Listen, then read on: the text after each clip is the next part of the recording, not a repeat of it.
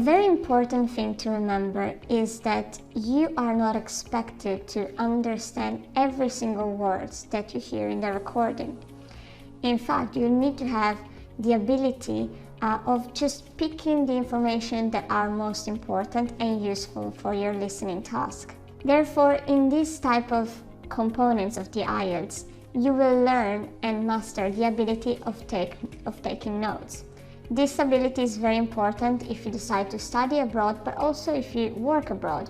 So if you find, for example, yourself in a work meeting, you won't take note about all the things your boss is going to say, but you will just take the important notion. And it's very important to know how to distinguish the important information and the less important one. So for this reason, in the IELTS listening, you will use the scanning methodology.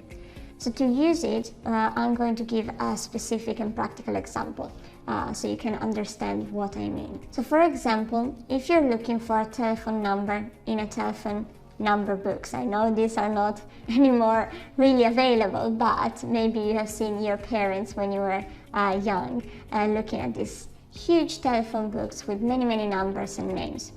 They wouldn't be reading all the pages with all the names. They will look for the specific name, letter maybe at the beginning of the name, or surname, or areas where this person is living. So even though on that page where they will find their telephone number, they will read through various names, they will just scan through them. They will just really briefly read them and not really remember them.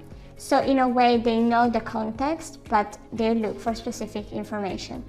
The same technique has to be used in the IELTS listening. So in all these strategies videos, what we have understood is that the IELTS will test your abilities, your skills.